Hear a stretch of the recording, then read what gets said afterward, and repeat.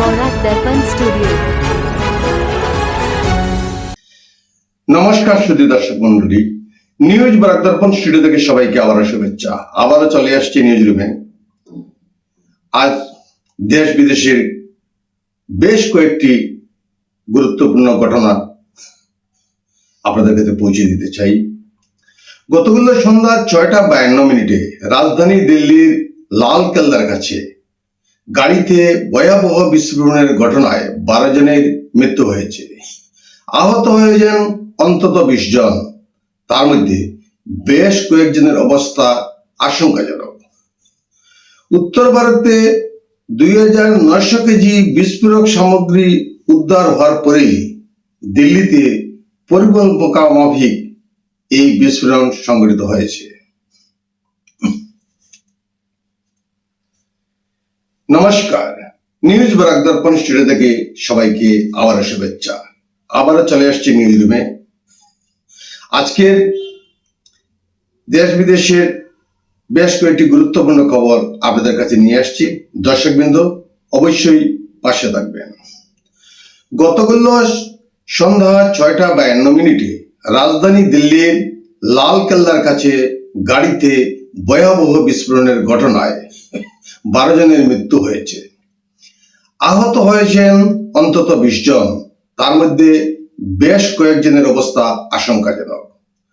উত্তর ভারতে 2900 কেজি বিস্ফোরক সামগ্রী উদ্ধার হওয়ার পরেই দিল্লিতে পরিকল্পনা মাফিক এই বিস্ফোরণ সংঘটিত হয়েছে। গাড়ি বিস্ফোরণের ঘটনায় আটক করা হয়েছে 4 জন সন্দেহভাজন ব্যক্তিকে। কারা জড়িত? দিল্লির হোটেলে রাতভর তল্লাশি ও জেরা চলছে।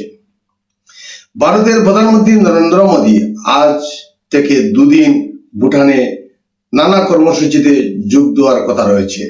ভুটানের 4র্থ রাজার 70তম জন্মবার্ষিকী উদযাপন উপলক্ষে যোগদান করবেন মোদী। ভুটানের রাজধানী থিম্পুর এক অনুষ্ঠান মঞ্চ থেকে মোদী বলেন, আমাদের তদন্তকারী সংস্থা এই ভয়াবহ সন্ত্রাসী হামলার শিকড় পর্যন্ত পৌঁছবে। ষড়যন্ত্রকারী কাউকে ছেড়ে দেওয়া হবে না, সকলকে বিচারের আওতায় আনা হবে। প্রধানমন্ত্রীর বক্তৃতার ঠিক আগে প্রতিরক্ষা মন্ত্রী রাজনাথ সিং একই সুরে দোষীদেরকে বিচারের আওতায় এনে কঠোর শাস্তি দেওয়া হবে বলে মন্তব্য করেন। গতকাল সন্ধ্যায় লালকেল্লার সামনে সিগন্যালে দাঁড়ানো হুন্ডাই i20 গাড়িতে প্রথম বিস্ফোরণটি ঘটে এবং তদন্তকারী সংস্থা গাড়ির মালিক মোহাম্মদ সলমনকে সোমবার রাতেই গ্রেপ্তার করেছে। আটক হওয়া 4 জন ব্যক্তির নাম পরিচয় এখনো প্রকাশ্যে আসেনি। প্রধানমন্ত্রী মোদী নিহতদের পরিজনদের প্রতি সমবেদনা জানিয়েছেন। এই দুঃসময়ে গোটা দেশ তাদের সঙ্গে রয়েছে। আজ বিহার বিধানসভার 122টি আসনে দ্বিতীয় দফা অর্থাৎ শেষ দফার ভোট গ্রহণ অনুষ্ঠিত হচ্ছে। সকাল 7টা থেকে শুরু হয়েছে ভোট গ্রহণ এবং সন্ধ্যা 6টা পর্যন্ত চলবে। নির্বাচন কমিশন ভোট গ্রহণ শান্তিপূর্ণ, স্বচ্ছ ও সুষ্ঠুভাবে সম্পন্ন করার জন্য নানা রকম ব্যবস্থা গ্রহণ করেছে। মুখ্যমন্ত্রী নীতিশ কুমার মন্ত্রিসভার 14 জন মন্ত্রীর ভাগ্য আজ নির্ধারিত হবে। শেষ দফায় রাজ্যের 20টি জেলার 3,70,00,000 ভোটার 1302 জন প্রার্থী রাজতিলক নির্ধারণ করবেন, যার মধ্যে 134 জন নারী প্রার্থীও রয়েছেন। প্রাপ্ত তথ্য মতে মোট 45,000 ভোট কেন্দ্রে ভোট গ্রহণ অনুষ্ঠিত হচ্ছে। সমগ্র ভোট গ্রহণ প্রক্রিয়াটি ওয়েবকাস্টিং এর মাধ্যমে পর্যবেক্ষণ করা হচ্ছে। নির্বাচন কমিশন পাটনা সদর দপ্তরে একটি বিশেষ নিয়ন্ত্রণ ও নির্দেশনা কক্ষ স্থাপন করেছে। অধিকাংশ আসনে এনডিএ ও মহাগঠবন্ধনের প্রার্থীদের মধ্যে মূল প্রতিদ্বন্দ্বিতা হবে বলে ধারণা করা হচ্ছে।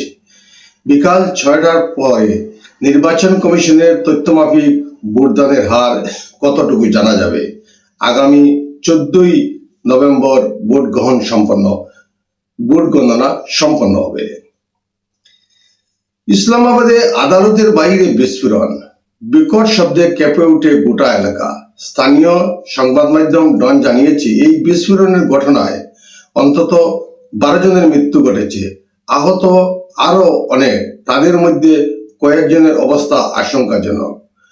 অন্যদিকে আফগানিস্তান সীমান্ত লাগোয়া খাইবার পাখতুনখোয়া প্রদেশে পাক সেনার কনভয়ে হামলা হয়েছে বলে স্থানীয় সংবাদ মাধ্যম সূত্রে খবর। এই ঘটনায় 16 জন নিরাপত্তা কর্মী আহত হয়েছেন বলে জানিয়েছে স্থানীয় প্রশাসন।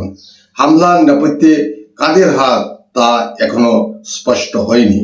আজকের প্রতিবেদনে এখানেই সংক্ষিপ্ত বিরতি টানছি। সবাইকে নমস্কার জানিয়ে বিদায় নিচ্ছি।